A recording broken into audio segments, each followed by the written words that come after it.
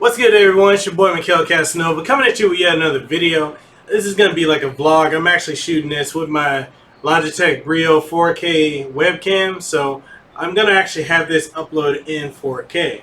Now, we're just going to basically, I'm going to give you my thoughts on the Nintendo E3 reveal.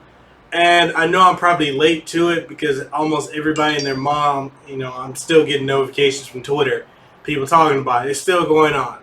Now, here's the thing. Now, y'all know I like to speak off the dome. Sometimes I speak before I think, right? And I'm just going to go ahead and say this because since a lot of people, go ahead and mute this because this shit's getting on my nerves anyway. A lot of people are saying that Nintendo won E3. Now, here's where I'm going to tell you guys that I don't agree with that because the winners of E3 or the winners of all these reveals is us, the fans. We are the winners because we're the ones that get to enjoy more games, more content, new games coming out, new IPs, existing IPs. We're the ones that actually win regardless. Now, if you're talking about who had the better presentation, I'm not even going to really include Nintendo in the whole Microsoft, Sony E3 reveal or Ubisoft and all of that because Nintendo already had theirs already set up. They just hit play on their video. It just went. Now, that was smooth. But if we're talking about live presentations with no hiccups, I'm going to have to go with the fact that Microsoft had a better one. And the reason a lot of people keep saying Sony's was shorter than Microsoft's, yeah, it was shorter because Microsoft revealed, yeah, we in the streets, y'all hear the buses. Let me go ahead and pause this. And we're back. So, yeah, I had to pause that until the bus went inside. Anyway, the reason Xboxes was so long is because they had to reveal a new console and they wanted to show you what it could do, some of the games that were running on it, what they look like in true 4K. And, you had bangers. Forza Horizon, Forza Motorsport 7 is going to be a banger. That's a guaranteed. Sea of Thieves didn't impress a lot of people. I think it's kind of a cool concept. I just don't think they showed the right one to present to the masses. That wasn't the right one. I'll admit that. But so Microsoft had a banger. There weren't really any technical hiccups or any, missteps or miscues or anything like that. I think they did well. Sony, on the other hand, had a lot of technical issues with audio. When my boy Cam and I, we were at E3, there's a lot of audio issues.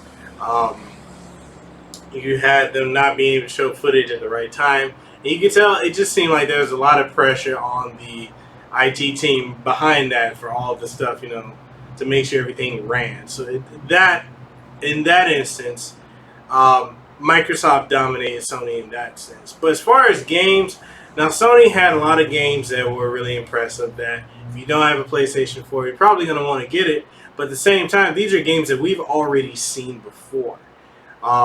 With the exception of Monster Hunter World, which they showed. It may seem like it was exclusive, but it's really not. It's coming to PC as well as Xbox One.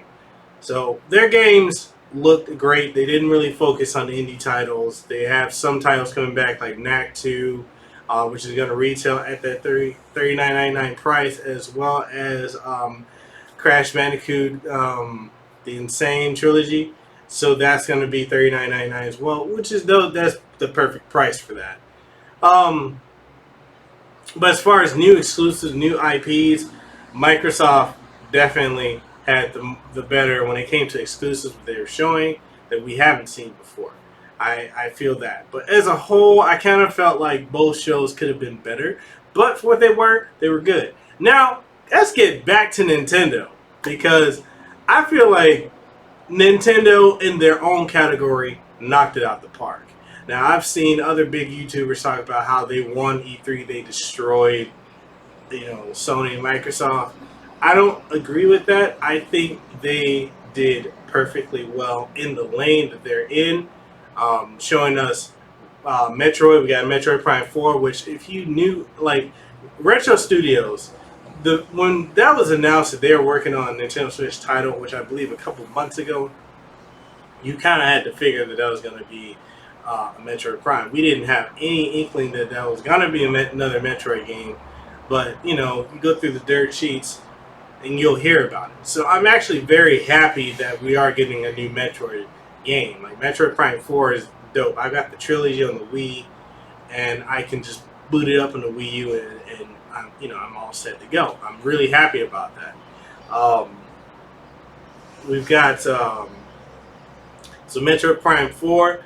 We've got Metroid Return of Samus for the 3DS. If you think about it, that's the same. You know, there's an indie game that came out. Well, not really an indie game.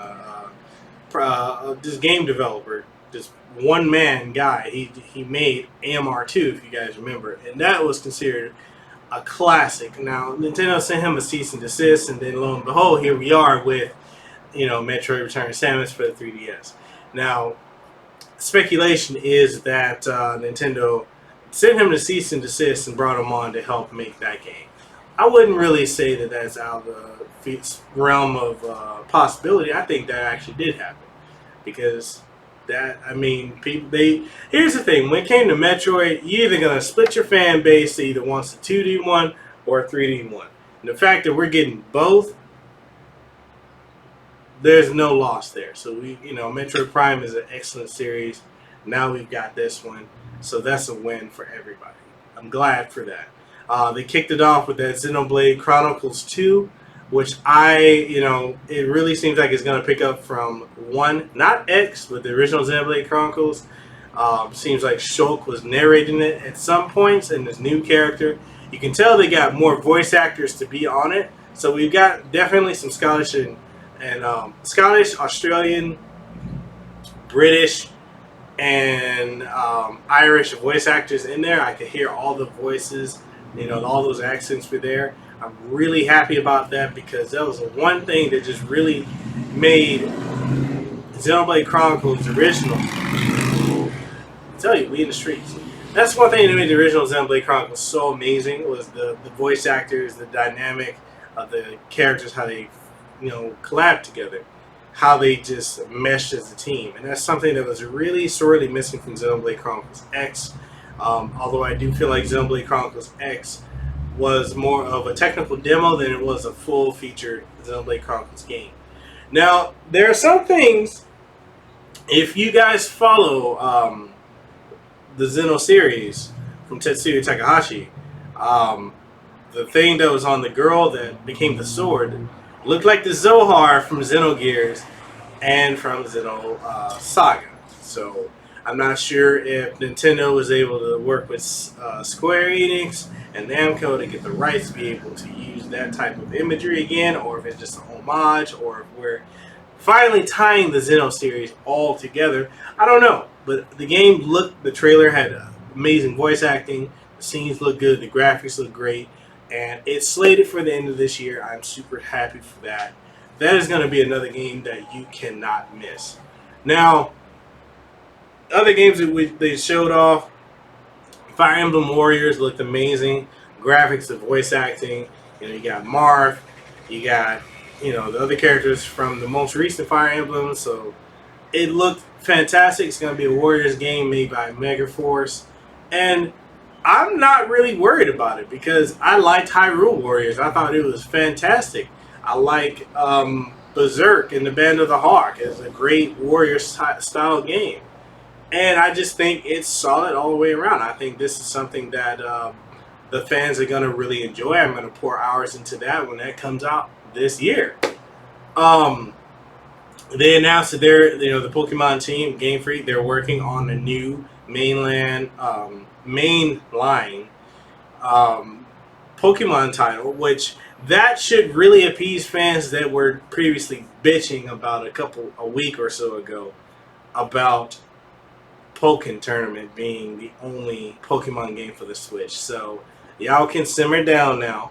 We got another Pokemon game coming, and it's a mainline RPG for the Switch. So that's great news. The Mario Rabbids look amazing. We already saw that at Ubisoft's E3 press conference. Nintendo showed a little bit more of that. That was dope. Definitely something myself and the rest of the guys in Polytech's crew are going to be grabbing. There's the other game that they showed, which was what was it? They showed yeah, they showed a lot of shit. What else did they show? Um, Yoshi. So they did show Yoshi. I'm really happy about that. It looks like they're gonna stay in the Yoshi's Woolly World style of graphics because it looks fantastic. It's multiplayer co-op. That's gonna be great. I like the way that that's gonna play. It's something my wife and I would definitely pick up and be playing together. They also showed Kirby. Kirby's returning. I'm happy about that. That's going to be dope. It looks like he can play up to 4 players. That's going to be really fun. I mean, Kirby games are always fun. Um, Other than that, they did show Super Mario Odyssey, as we all knew they were going to show that. They showed us more details and features that are going to be coming with the Breath of the Wild DLC. The first pack is actually going to be dropping on July 30th or June 30th. And then the second one will be coming later on this year, which will be, I believe, the Hymn of the Heroes, or Requiem of the Heroes, or some Ballad of the Heroes, or something like that. That should be great. And keep in mind, I'm doing this all off the dome. I don't have any information up in front of me right now to really 100% say off, like point by point, what did show. I'm just saying it was phenomenal. I thought it was really well. I'm kind of disappointed that they didn't show, a new Star Fox or F-Zero or even a new Donkey Kong. I know a lot of people probably feel disappointed about that. They could have easily ported the Star Fox Zero to the Switch and made the gyroscope controls kind of optional. It didn't have to be forced the way it was in the Wii version of that. If they were to port it, I think that would be great. Just give us back the original controls, add additional content, make a deluxe edition. I think a lot of people also disappointed that they didn't showcase a Smash Brothers, but we know it's coming. We know it's coming. So F-Zero, it's been a long stretch since we've had a F-Zero. We've not had a new F-Zero game since I want to say 2004, 2005, F-Zero GX for the Nintendo GameCube. So it would have been really nice to have that. I know we got Red Out coming. That's cool. We've got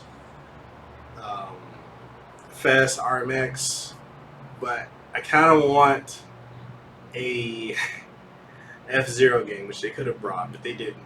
So, hey, it is what it is. All in all, it was 25 minutes. They hit all. They came out firing with the games. I felt, and I'm not a Nintendo. Make this clear. Even though I'm wearing a Pokemon shirt, I'm not a Nintendo fanboy. I'm not a Sony fanboy. I'm not a PC Master Race fanboy. I'm not an Xbox fanboy. I am a gamer. I have all the bitches. I got all the games. I play all of them. And I have all the systems. I'm a gamer at heart who enjoys games. Fun games, strategic games, shooter games. I like having diversity, which is why I own all the platforms. As a gamer, I felt the most excited with what Nintendo was revealing. I like that they are just pushing forward in their own lane, not directly competing with Sony and Microsoft, but they did well. And what's cool is I kind of felt like Reggie took shots at Sony and Microsoft, and they're like, why make games if they're not fun? That little snippet he had, that was pretty dope. Other than that, Sony and Microsoft, I'm excited about the Xbox One X. I just didn't see anything on it. It just made me feel like I need to. I mean, I'm getting it day one, but there's nothing that really made me feel compelled, The same thing with Sony. There's nothing I didn't already know that was there aside from the Monster Hunter game. But that's not to say, I think it was solid across the board on E3 with everybody, EA included, despite how people feel about EA. Ubisoft, Nintendo, everybody, even Bethesda. I think this was a solid E3. Everybody wins. As gamers, we win more than anyone else. And we got more choices. There's a whole lot of stuff coming this year. And for everybody that's complaining about, oh, we ain't gonna have anything else to play for the rest of the year as far as Sony and Microsoft, well, more so Sony. Here's the thing. Sony already started this year off with a bang. You had Neo. You had Nier Automata. And you had Horizon Zero Dawn. You got the new Uncharted dropping, Lost Legacy. You got the expansion for Horizon Zero Dawn. So there's still games, plus you got the multi-platform games. And you got Crash. And whatever else, like Knack, whatnot, they're coming out. So you can't say you don't have there's no games coming for the rest of the year until next year. And for those of you who keep making that complaint, look, that just means that 2018 is going to be stacked. So get ready now. 2018 is about to be cracked. So other than that, that's all I had to say. This is my part. I'm probably part of Polytext. If you guys should be aware of now, Polytext, that's the crew I run with. That consists of DVZ and Media, Tech Etc. podcast. That's TENS, as well as Rakama Tech and T5 Live Tech, and Let You Enjoy. We get down on it along with the man, the Bat Sting. Bat Sting himself, Official Keith IT. We are the crew of Polytext. We're a bunch of YouTubers that are basically, we're friends, we're family. We're all over the U.S. We got people from other YouTube channels that are joining our crew. We're basically a collaboration. We come together. The reason we're called Polytext is basically because it's kind of like politics. We all have our differences of opinions.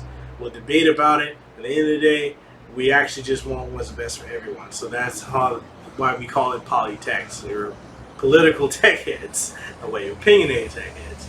So if you haven't already, go ahead and subscribe to everyone's channel. Links will be in the description below, as well as all the information you need to subscribe to everybody.